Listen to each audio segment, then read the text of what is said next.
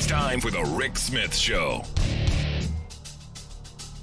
Now, here is the voice of the working class, Rick Smith. And welcome, brothers, sisters, working class heroes. This is the Rick Smith Show. Thanks so much for being here today on the big program. Lots to get to, lots to talk about. They're at it again. The Republicans again. More impeachment.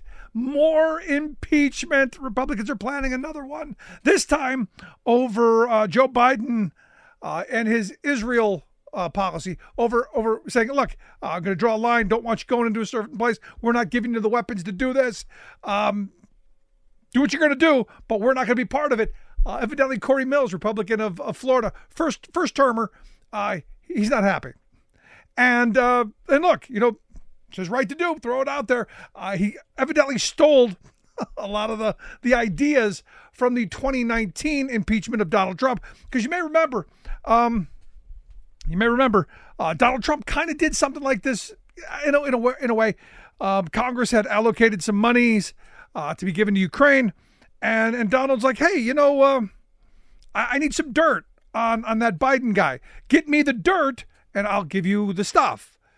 And he was impeached for that, rightly so. I mean, that kind of twist in the arm, little kickback scheme.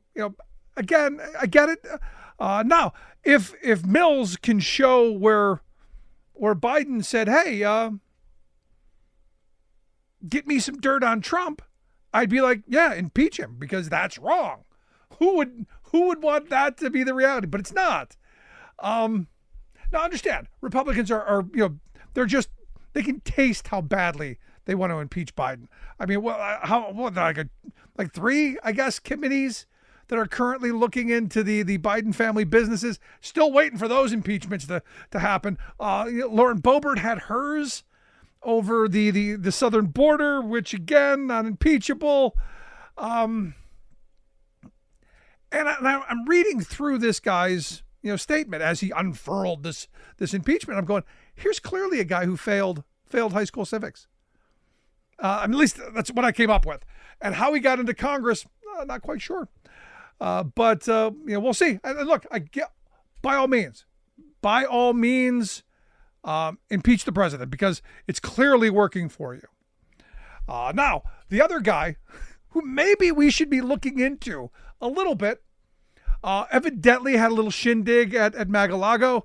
Had some oil executives in town for a little arm twisting, a little schmoozing, a little arm twisting. I'm sure a little of this, a little of that. And he's requested $1 billion for his campaign from the big oil execs. And look, here again, I give him credit. At least he's being honest. Go, look, you give me $1 billion, and I'm going to give you the political payback. I'm going to destroy all of Biden's environmental stuff. We're going to trash the environment together. I am your guy. I am all in. I'm your Stormy Daniels.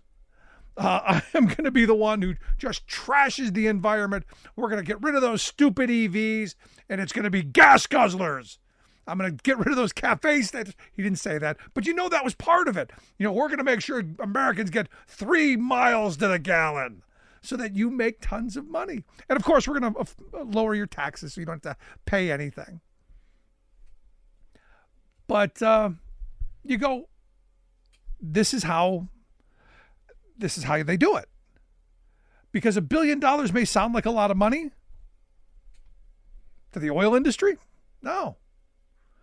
And this is transactional government. This is the kind of stuff that we should be concerned about in an enormous way.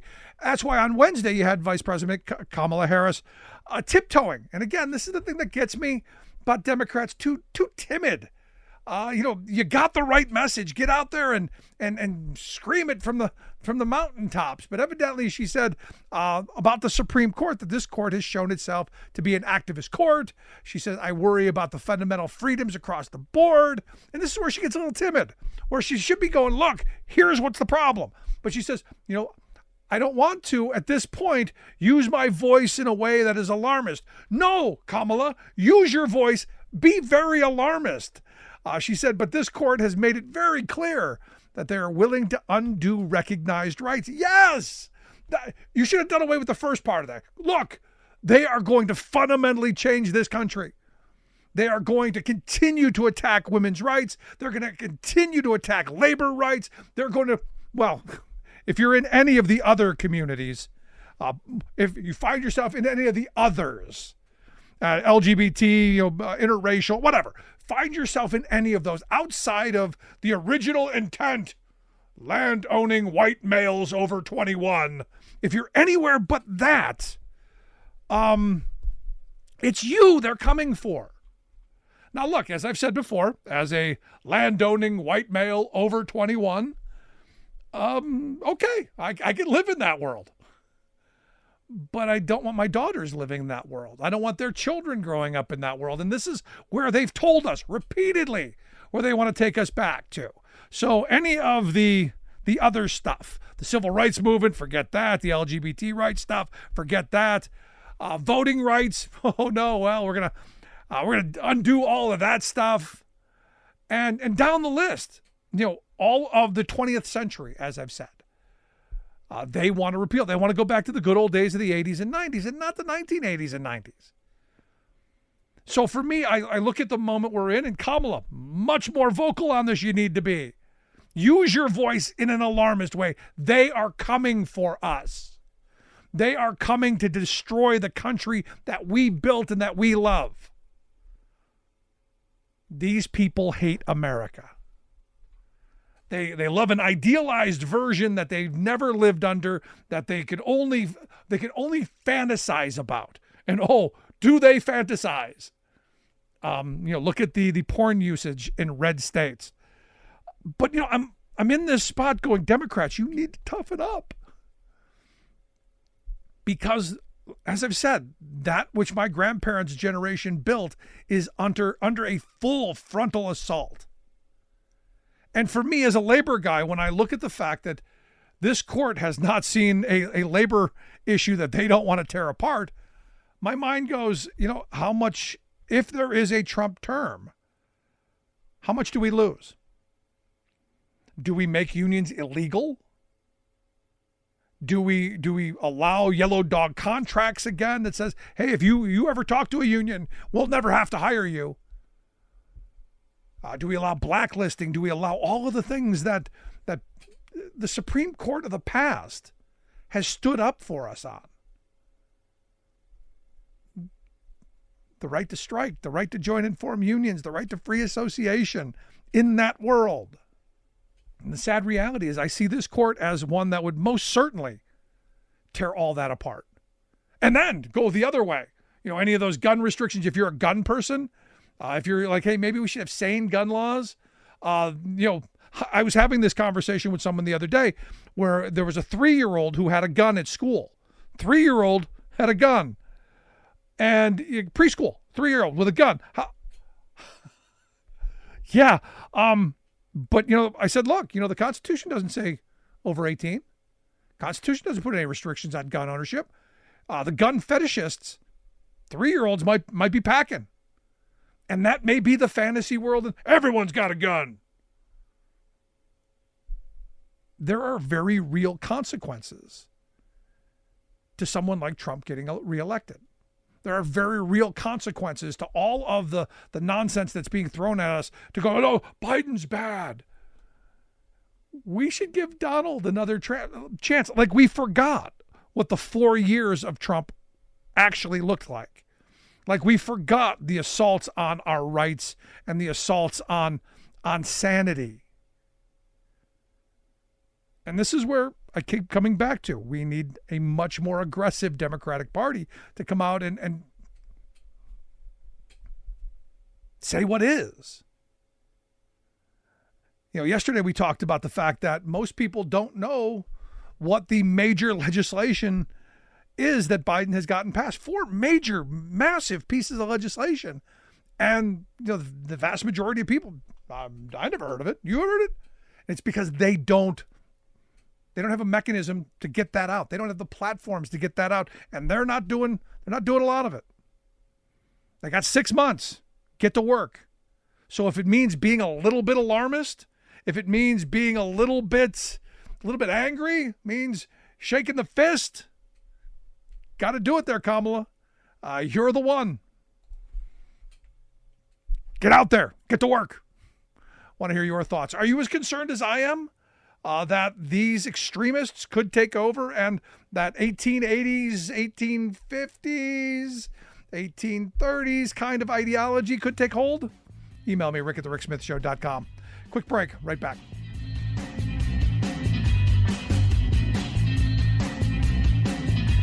We are AFGE, the American Federation of Government Employees. We represent 700,000 federal and D.C. government workers who are the vital threads of the fabric of American life. We support our nation's military. We take care of our nation's veterans. We protect our nation's borders. We respond to our nation's crises and natural disasters. We provide services to our nation's seniors. The American Federation of Government Employees. We work for America. We are AFGE, the American Federation of Government Employees. We represent 700,000 federal and D.C. government workers who are the vital threads of the fabric of American life. We support our nation's military. We take care of our nation's veterans. We protect our nation's borders. We respond to our nation's crises and natural disasters. We provide services to our nation's seniors. The American Federation of Government Employees. We work for America.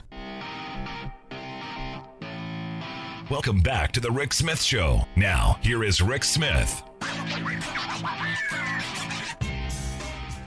So, according to the Bureau of Labor Statistics, data from 2022, evidently in the construction industry, you had 1,069 fatalities on the job. And of those, 395 of them were people falling.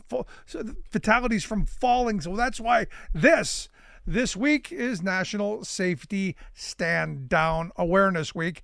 And the idea is that, hey, let's talk about protecting ourselves in places where we're off the ground. Me personally, I don't do off the ground. I don't bounce as well as I used to. But for those who are brave enough to go up there and work on roofs and skyscrapers and, well, all that other stuff, it's an important week, and that's why I've asked Liliana Calderon to come talk with us. She's the International Union of Bricklayers at Allied Craftworkers Director of Health and Safety. If you want to check out the Bricklayers website, bacweb.org. Liliana, thanks for taking time for us. Thank you, Rick. Thank you for having me on. So this is, a great thing, I think. Raising awareness of workplace pitfalls, things that, might save your life. Absolutely. And like you said, one life is too much. And, we work out in the industry, the construction industry. It's hazardous. There's a lot of things that can go wrong real fast. And falling from elevation is one of those things. And we got to be prepared for it. We have to be aware and make sure that we are trained in the equipment we're using and anything around us that can potentially cause us harm. Yeah, I got to tell you, I was thinking about bricklayers, and I'm going, the good thing about bricklayers, they're usually on the ground. But then I was going, well, probably not, because eventually you got to go up there. So, this is important for bricklayers as well, right? Absolutely. We start off on the ground, but we always end up on top. We use scaffolds, mast climbers. We sometimes are on ladders, lifts. So yeah, and sometimes we're up on roofs doing parapet walls. So it is work from heights all the time. I mean, we do start at the bottom, but we always go up. Yeah, but you look at all the injuries and the fatalities and all of the things that have happened. And look, things have gotten better over the years. And I think it's because of having awareness weeks like this one, where you raise the issue and you really start thinking about safety. But for me, the best tool to have in your safety toolkit is a union card.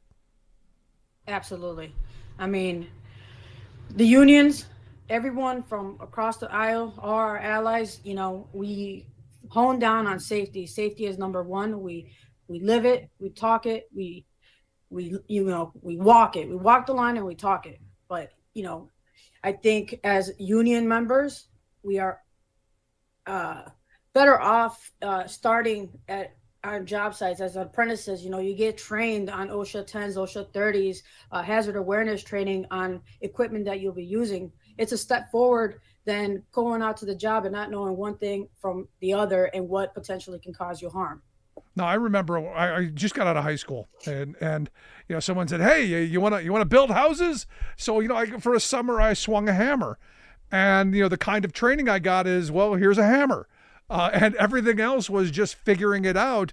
Whereas, as you've said, you have an apprenticeship program with someone who's going to mentor you and bring you along, and it's part of the reason that I didn't do construction more than a summer, other than it was freaking hot.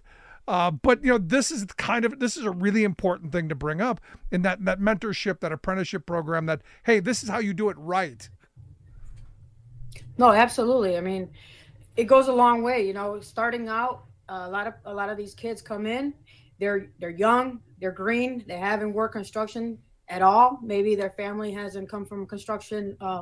They don't come from a construction family. So it's the first time on the job site. And so they need that training, that initial training at the apprenticeship program, and they need that mentorship because, like you said, someone has to teach you how to do it the correct way. Otherwise, you're going at it, by yourself, and you can totally do things that will harm you and maybe potentially injure you and hopefully not cause death. Yeah. Right. So I think having those apprenticeship programs is key. And that's, the union does a really great job in training all their apprentices and all their members. Yeah, I mean, the hope is that they get through it. My construction years ended. A guy shot a nail through my foot. Now that's enough. I'm done, because he didn't know what he was doing. So by having other people who know what they're doing may help you as well. But I want to go back to that safety thing, because for me, having that union card is so important. Having that tool, and it's the empowerment, I think, that comes from it. And I say this all the time. I've been driving a truck for, I've been in the trucking industry over 30 years. I have never taken an unsafe truck on the road because I've always had the empowerment to say, the brakes are out of adjustment or something's wrong, fix it, I'm not taking it. And it's that kind of backing. And I don't want to keep beating this, but I think it's extremely important to understand that our union brothers and sisters do have a leg up. And I want everyone to have that empowerment. But I think it's important to point out. Oh, absolutely. And when we talk about safety, we train our members to make sure you do a pre-test planning before you start any type of work, because you might start work in the morning doing maybe this wall on the south elevation, and that gives, you might be on a scaffold, so you have to check that scaffold that you erected correctly, that all your plank are on correctly, that your guardrails are on, and then maybe the job changes later in the afternoon and you're on another side of the building, and now you're up on heights, you're up on a roof, you need your PPE, you need a harness, so pre-test planning is key when we do anything on job sites. That way you're already thinking about what you need to check, all those things, checking the boxes, making sure that everything's correct before you even get on it. So obviously, this being the National Stand Down Safety Week, every week should be Safety Week, I think. So what is this? What's the act? I mean, normally when you have some kind of a week, there's normally an act that's associated with it. What have you guys been doing to recognize this, to raise awareness to it? What are you guys doing?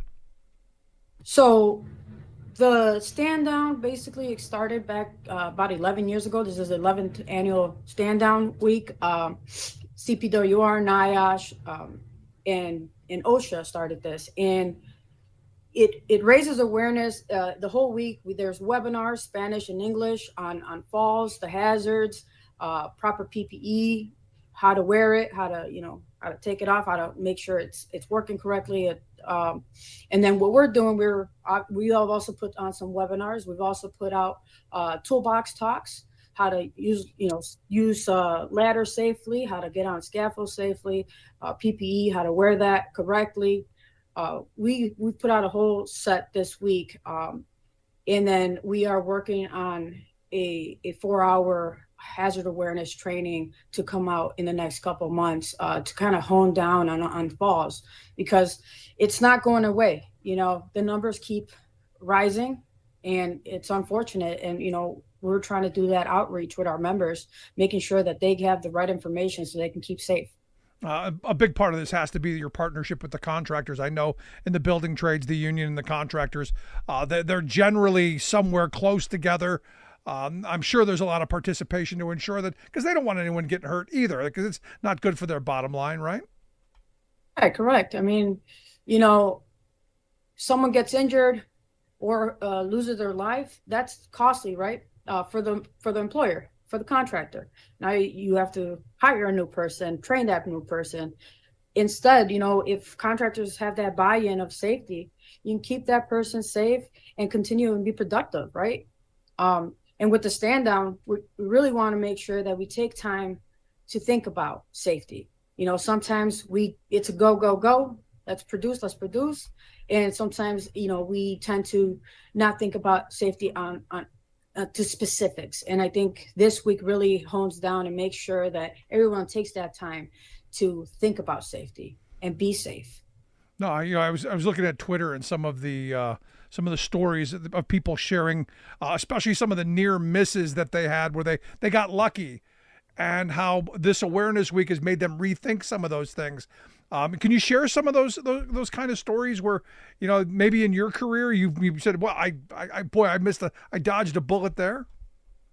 Listen, I can tell you many stories. I'll tell you one personally. I was an apprentice. I was on the scaffold. The laborers had moved the plank so that we can go over some tie-ins that tie into the wall. And I was striking a wall, I was finishing it up and tooling it. And I was just tooling, walking. And then all of a sudden I teeter-tottered. And I was able to grab myself from the pipe scaffold and bring myself back. I mean, when I tell you that was a heart attack, that was a heart attack. That was luck.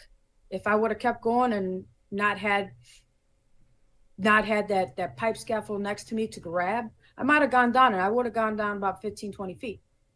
And, it makes you think. It really does. And I was an apprentice then. It really made me think how quickly things can go wrong. And it made me think about the safety of myself, but also my coworkers. So since then, I was really focused on making sure everything was safe before I did anything or anyone else did anything, because I don't want to witness someone getting injured, and I didn't want to be injured myself, right? But those are the near misses, and you don't think about them because you're just working, and it's every day. There's, sometimes it's the same thing, repetitive, and you get used to it. And then out of nowhere, there I am, teeter-totting, about to go down, right? Yeah. No, I mean, and it's one of those things where, I got away with it yesterday. And right. You think, well, I could do it again. For instance, I was watching, one guy talk about, how he fell off a ladder and how, you shouldn't stand on everyone goes, oh, it's common sense. You don't stand on the top step. But he's like, I just needed another couple of inches. So I had 1 foot up, and that took him off balance.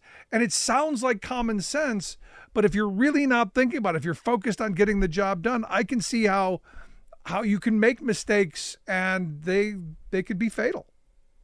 Oh, absolutely. And it like I said, it goes quick. And sometimes it's just you're trying to save a minute or two, right? Because you don't want to get down the ladder, go get another ladder that gives you a little extra height. You want to just get it done. And you think, I'm just going to get it done 2 seconds and I'll be done. But those 2 seconds, you can be down on the ground. No, the hope is that people take this seriously during this week and every week, especially, to be honest, but while we're focusing on this, last line of questioning I want to get to you, because, every week should be apprenticeship week. High school kids are going to be getting out of school soon.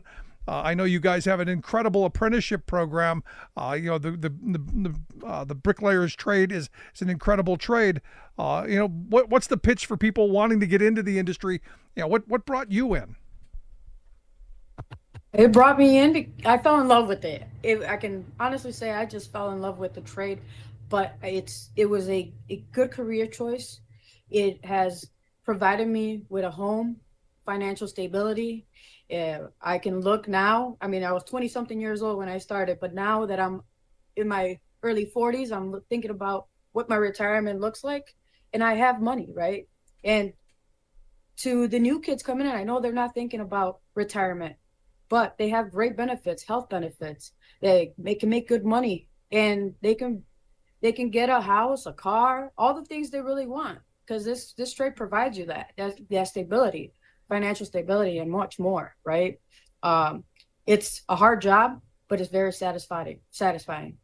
No, I happened to see that Mike Rowe guy. I'm not a huge fan, but I happened to see him say that this generation coming up, my son who just turned 18, his generation, they're going to be the tool belt generation, because they're the ones, the first generation in a while that have been pointed toward the building trades, toward that kind of vocation. Because look, we're spending a lot of money on rebuilding the country, and hey, we realize that that our parents and our grandparents and old people aren't going to be around forever. Someone's got to learn to rebuild stuff.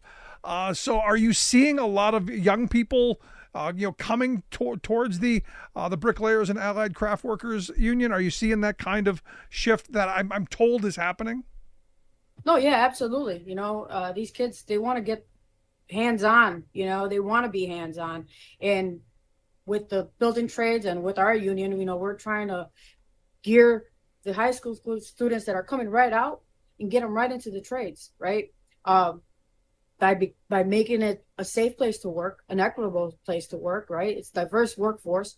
I think it's engaging to those younger folks that are coming in. Their generation is very diverse and very outspoken, and we're trying to make construction industry just as inviting. Yeah, no, I happened to go to one of the conventions and a couple of years ago, and I saw your union had a great display, and they had this thing that was picking up these giant bricks, and I'm going, had they those when I was 18, 19, maybe I'd have been a bricklayer. Yeah, you're talking about the mule. Yeah. We have, technology is crazy, right? It's coming in every way, right? And the mule, what it does is it picks up that block, and it's light. So it picks it up and it puts it down, it sets it down, and it really is so that it helps, us bricklayers that are a little older, our shoulders are a little shots. Sorry. Yeah, no, it's an incredible tool, and another one of those neat little things that might bring people to the trade. But Liliana, I appreciate the time. I wish you the best. I hope you'll come back and talk to us again real soon. Anytime. Thank you so much for having me on. Anytime. Liliana Calderon. She is the Director of Health and Safety there at the International Union of Bricklayers and Allied Craftworkers. Make sure you check out their website, bacweb.org. And remember, it's National Safety Stand Down Week. Love to hear your stories. Are you participating? Have you heard of it? Email me, rick@thericksmithshow.com. I'm going to take a quick break. Right back. Stick around.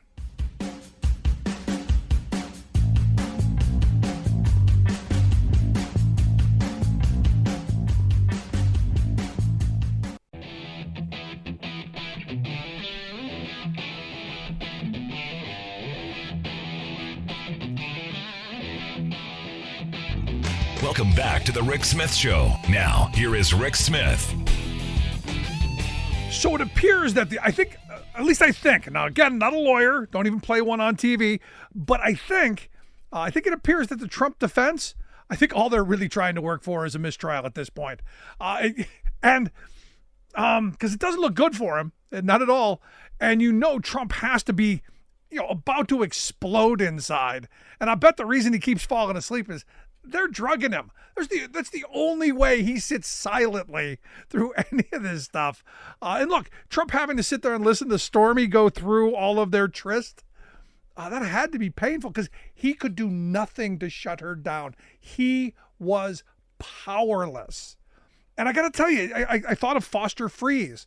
For those who don't remember Foster Freeze, he ran for governor a long time ago. I think it was Texas. When he was talking about rape, he said, well, if it's going to happen, just lay back and enjoy it. I could not help thinking about, I wonder if Trump is enjoying this. And here to share some thoughts on, the Stormy testimony and all that is this trial. I've asked our good friend Sarah Burris to come talk with us. Sarah's a reporter at Raw Story, rawstory.com, the website. Sarah, thanks for taking time for us. Hello, how are you? I'm good. I got to tell you, am I alone in the thinking that somehow they're drugging this guy because he's falling asleep, and especially, with this kind of salacious stuff that you would think might get him a little blood boiling, considering the wife and kids are listening? So one of the things that happened on Tuesday is he was pretty animated when Stormy Daniels was talking about stuff, and he apparently at one point looked at his attorney Susan Nicholas and was like wagging his finger and being very animated, but he still wasn't yelling. He's been admonished by the judge for cursing loudly, so at the very least, I guess he quit doing that. He tamped that down. But Thursday, man, Thursday is when it got interesting. And I think when she was up there for the prosecution, she was really nervous. And then I think she kind of got into a groove. And by the time they got to the second day of cross-examination, she was taking no crap from anybody. And I think that probably either intimidated or excited him. Unclear. And I think honestly it got to a point where Trump's lawyers started badgering her in a way that I feel like it started to make them look bad. It seemed like if they weren't calling her crazy, they were basically insinuating that she was a hooker or that she was a slut. Like it was very slut shamey, and it was very, you're nuts. Well, she's a porn star. I don't know that card works on a porn star. I call me strange. I just don't think it works. Well, the idea that somehow because you're a porn actor and director that you don't have any values, or that it's okay to basically have some sort of casting couch situations and very Weinstein-esque stuff going on doesn't mean that that's okay. And they sort of implied that it was. The other thing that I would say was really remarkable with Stormy is that there were a couple of times where Trump's lawyer was reading off quotes saying, you said this, or what did you mean when you say this, or something like that. And every time Stormy Daniels would be like, when did I say that? Where did you show me where I said that? And whenever she would do that, it would sort of stop the flow of the defense side. And Susan Nicholas had to go searching through exhibits and try and find the right thing and then bringing it up. And what was very interesting is every single time that Stormy Daniels said, I didn't say that, or show me where I said that, it was wrong. Whatever she said that Stormy said was not even close. And so it felt like this thing where it's like, are you trying to get her to admit to something that she didn't say or that she didn't do? Yeah. And I think that really made things look bad for Trump as well. And it was just, it ended, there was this whole conversation about dinner, whether they had dinner, and that conversation went on, that back and forth went on for over an hour. And I'm just like, what are you doing? Yeah. No, you see, you just move her along quickly. Look, I'm no legal strategist, but I don't think you belabor the point. I don't think you keep hammering on the issue there like that. But the reality is I think you're right. I think they were trying to trip her up into something, and when you get bargain basement lawyers, because I don't know how many people want to work for Trump given his track record. Maybe this is what you get. The interesting thing is I've heard a lot of compliments about Susan Nicholas, and I would say too, Todd Blanche is supposed to be a big top lawyer. And so I don't know if Trump is sort of pigeonholing them into a certain kind of defense, because his whole thing has been, this never happened, right? I never had an affair with her. I don't know her, never met her. Right. And that really doesn't hold up. But for some reason, they keep sort of trying to push that narrative, and it's got to be because the client is making them do it. No, look, understand. And I said this about Bill Clinton too. The reality is, if someone were to shove a microphone in my face and say, did you do this? The answer is no. The answer is always going to be no. I'm never going to admit to that, ever. I'm going to take it to my grave. And I understand. I do understand that line of thinking. Could be just because I'm a man, but I get it. And I think what was interesting too, the final piece of Stormy Daniels' testimony happened, and then they went on a lunch break on Thursday, and right before the lunch break, Trump's lawyer said, "Look, we're probably gonna file a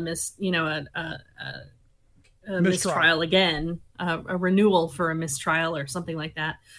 And so the judge said, okay, we're going to let the jury go early and then we'll argue about this. And one of the arguments from Trump's lawyers was, look, she prejudiced the case by giving so much detail in this situation, and it has nothing to do with this case.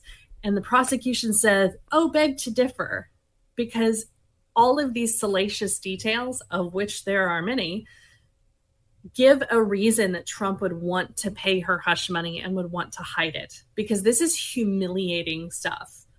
And the thing that I loved was when the prosecutor said, look, we've got pages and pages of more detail that we didn't bring up because we felt like it was, just gratuitous at that point, and that it would, be insulting to the witness. We would be more than happy to submit that into the record.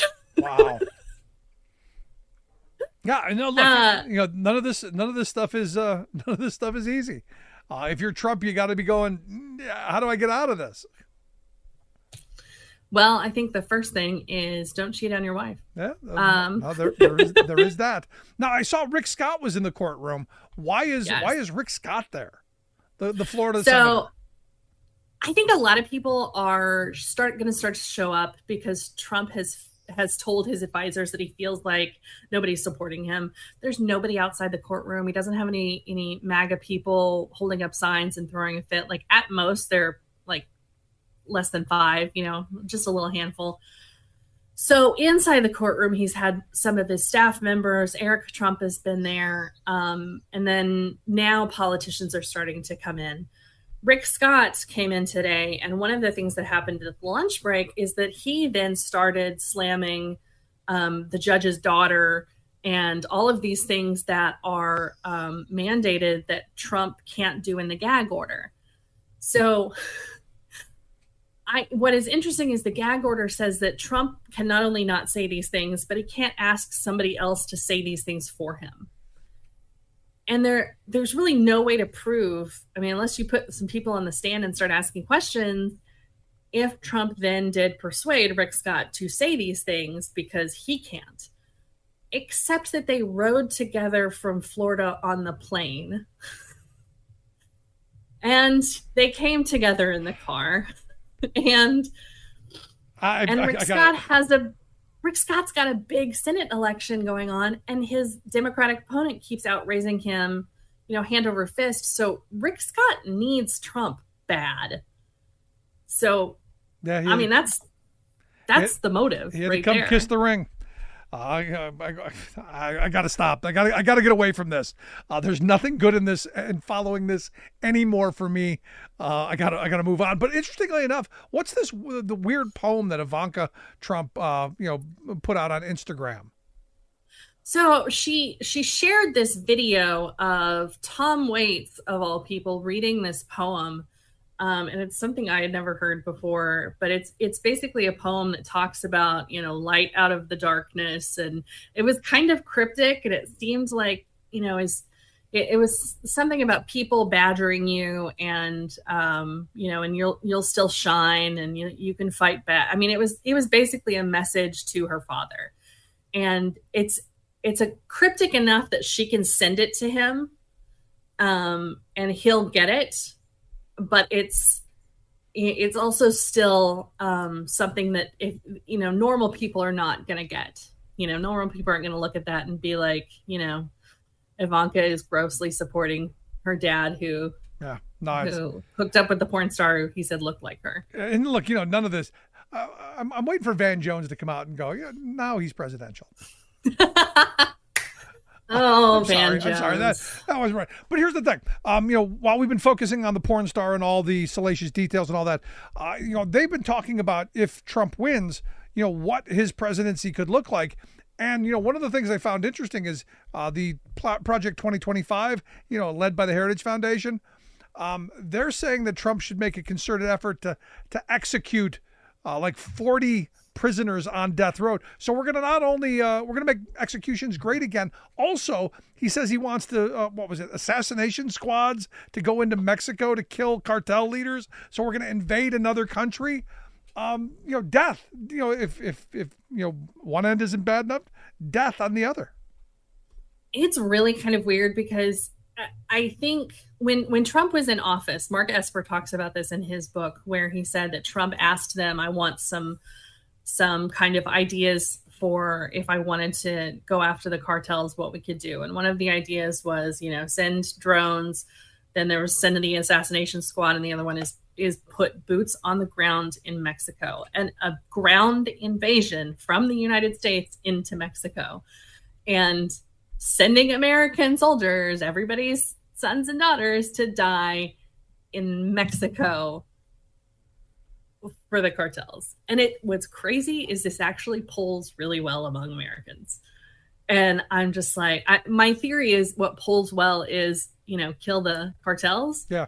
What doesn't probably poll well is we're going to institute the draft to send all your children to Mexico. That's probably not going to poll well. Yeah. You got to wonder how the Mexicans will feel about it. And I think a lot of the treaties that we've made over the last, several decades, I'm just wondering, like, how does that work? What does that mean for, the UN? Like, what kind of meeting is that going to be at the UN, right? Yeah, no, I mean, you start thinking about, some of the stories you hear about the rise of Hitler and all of that stuff. You start executing people and, go after the others. And I look at my congressman, Scott Pardon Me Perry. Who, House Oversight and Reform Committee, they held a hearing on Tuesday, as you point out, where he goes back after, hey, the replacement theory, it's real. It was the worst possible point that he could bring up. Yeah. Right. Like they're in a briefing where they're talking about the anti-Semitism on college campuses. And the briefing is from national security people. Like, this is a serious deal where they're talking about the increase of anti-Semitism and how Jewish students are being faced with a lot of violence and a lot of threats. And so Scott Perry chooses that moment to be like, I have a point to make. I want to talk about how the great replacement theory is real. And everybody is just like, are you serious? Like, this is the moment you choose to bring this up. And the whole idea is that, well, white people are going to be the minority because of some conspiracy by Jews to get, more brown people to breed. And it's Jews who are doing this? I thought it was. Yeah. I thought it was Democrats. That's the crazy thing. I thought, Democrats are obviously run by Jews because George Soros. Oh, okay. All right. I didn't know that. And the Jewish space laser, right? Yeah, I learned something new every day. Things you learn every day. You learn something new, I guess, every day. But look, this is my congressman who, Scott Pardon Me Perry, who I never ceases to amaze me when he comes out with this kind of stuff. But I think you're right. Sadly, I think his base, this is what they want to hear. So I guess brainworms. I got brainworms on it. Man, if we could just get more politicians to use that as an excuse, right? All of a sudden, RFK Jr. has brainworms. He did not admit this on television or anything. He was in his divorce case, I believe it is, in 2012. He explained that he had been diagnosed by this doctor of having a worm in his brain that ate some of it, and that it was causing him all kinds of issues. And then the worm died in his brain, presumably from eating the brain. I don't know. How'd the worm get in there is the question. That is an excellent question. I mean, I have no idea how this stuff works. The only thing I could think about is tequila, right? That has the worm. No, because my mind goes to the place of, when I was a kid, growing up in the projects, neighbors, people had cockroaches, and I had friends who had, cockroaches crawl into their ears, and they would have to go to the hospital, and they would freeze it to where it would die. But it basically stayed in your head. So I'm wondering, did a giant worm crawl in his ear and start eating his brain?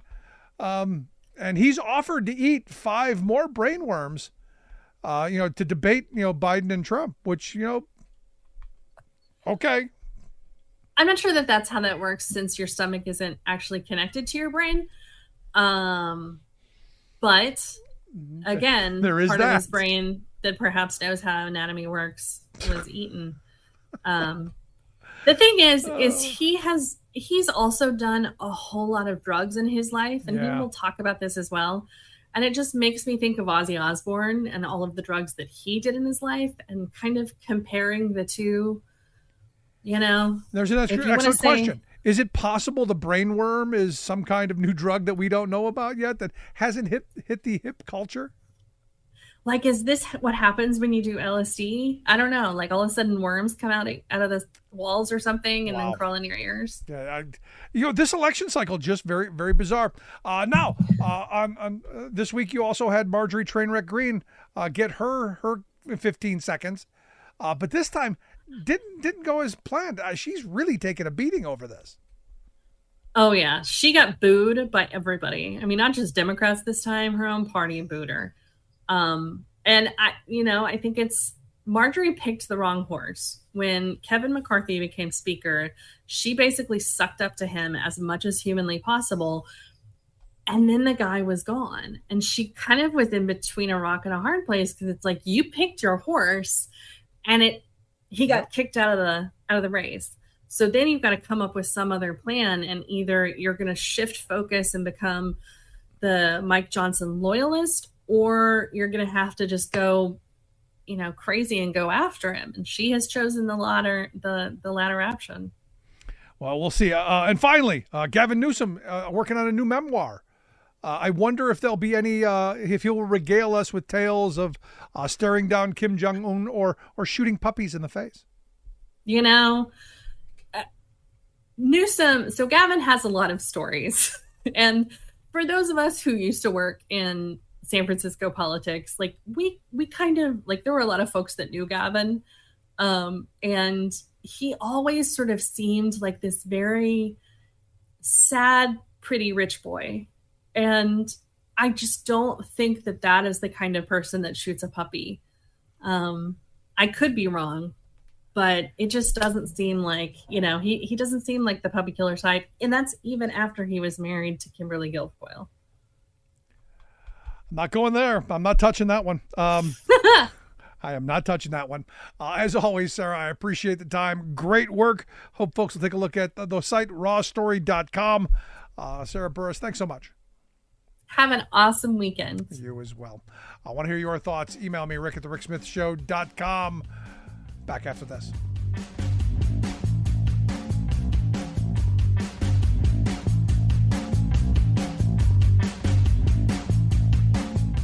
I'm Rick Smith, and this is Labor History in 2.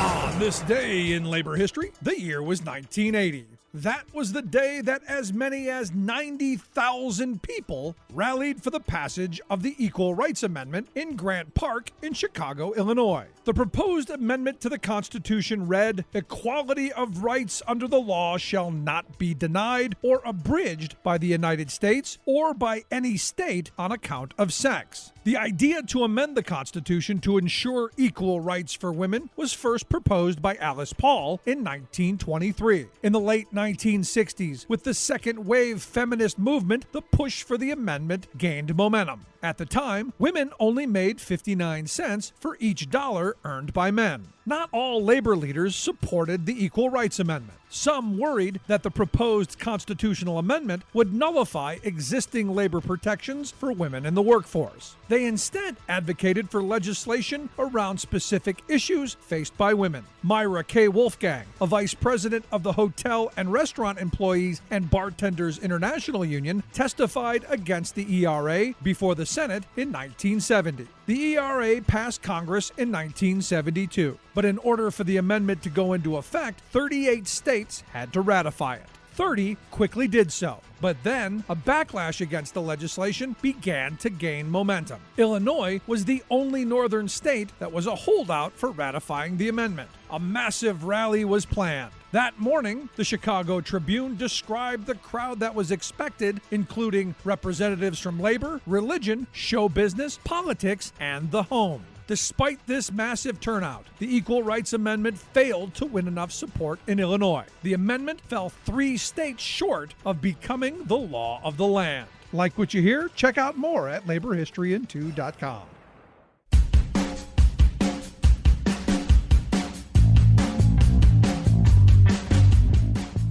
Welcome back to The Rick Smith Show. Check out our website, thericksmithshow.com. So some good news coming out of Vermont, and good on you. The State House of Representatives earlier in the week passed the Vermont PRO Act, Senate Bill 102, by a 115 of 150 members. And the Senate on, I believe it was on Thursday, they passed it. So now you have both the House and the Senate who have passed the Vermont PRO Act. It's going to go to Governor Phil Scott's desk. We'll see if he's going to sign it. Now, what this does is it makes it easier for workers to join and form unions, both in the private and the public sector. And some of the good stuff on ending captive audience meetings. These are, look, you don't need to go beating up on your employees and harassing them, forcing them to listen to your anti-union harassment. And look, what it does is it goes back to the way it was when my grandparents' generation built the most prosperous working class in history, and that's majority sign-up. This idea that you have to subject your employees and our co-workers to the kind of abuses that have happened over the years, I don't know. Now, here's the thing. What we do know, states with good union density, in fact, Vermont is the 14th most union dense state in the country. What we know is states that have higher union density have better wages. Pretty simple. The more bargaining power you have, the better wages you get to fight for. Also have more people with health insurance, more people with retirement plans, safer working conditions. You could go down the whole list and go, for workers, high density states, much better, without question. Without question. And regardless of how we're sliced and diced, whether you're a marginalized part of the marginalized community, woman, minority, whatever, all better. And that for working people is a good thing. Now, the business community, they don't like it. Cuts into the profits, cuts into their ability to line their pockets. And this is where we, as the people who actually do the work and create the wealth that they pocket, should probably demand more. So good on Vermont. I would love to see every state across this country go in this direction. Go, look, even if you're not going to get it passed, talk about it. The other day we had someone on from the UAW talking about going into small businesses and explaining the contract process, explaining why it's important to have a union contract, why it's important to win good raises, why it's important for the entire community. This is that conversation. This is, now I don't know if Phil Scott's gonna sign this. Hope he does. I think it would be good for their state. But the message that comes out of it, union job, better life, pretty simple. Something that we should be hammering on every single day. And finally, our good friends at the Culinary Union, Friday, May 10th, 5 a.m. through Sunday, May 12th at 4:59 a.m. They're going to do a 48-hour strike at Virgin Las Vegas. Over 700 hospitality workers are going to hit the picket line. And this is one of those things, it's historic, it's a first. This is the first time that this employer has forced this kind of situation, the first time that they've struck. It has never happened before. And you go, nobody wants to go on strike. Nobody wants this. But sometimes you need to jumpstart talks. Because look, they're fighting for a contract. They want a contract that's going to respect their work, going to reward their work, and give an opportunity to make these careers and not just make jobs. Also, the Culinary Union urges folks in the community. So if you're in Las Vegas, customers in Las Vegas, patrons, folks at the Virgin, the Virgin Hotel there, don't go. Don't cross the picket line. Don't participate in anything there. There are plenty of other places to go. Plenty of other places that, quite frankly, treat their workers better. The idea being, look, and understand, they're going to get past this. All of these moments where there's a strike, strikes are about getting people back to the table. Strikes are about saying, hey, let's reshuffle the cards a little bit and sit down and get headed in the right direction. and I'm hoping they will. And this will work itself out as well. But we stand with our friends at the Culinary Union. I think on Monday, maybe Tuesday, we're going to get somebody to come talk about this, because I think, again, you have to have these conversations and explain. Nobody wants it, but sometimes you need to go through it. Sometimes you need to flex a little muscle, because the employers sure do, man. So good on them. I wish them the best. Want to hear your thoughts.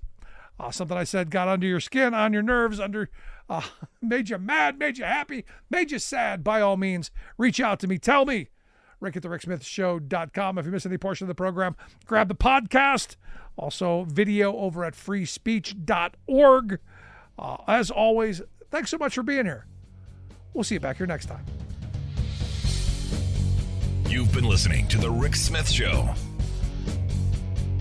Email Rick at rick@thericksmithshow.com.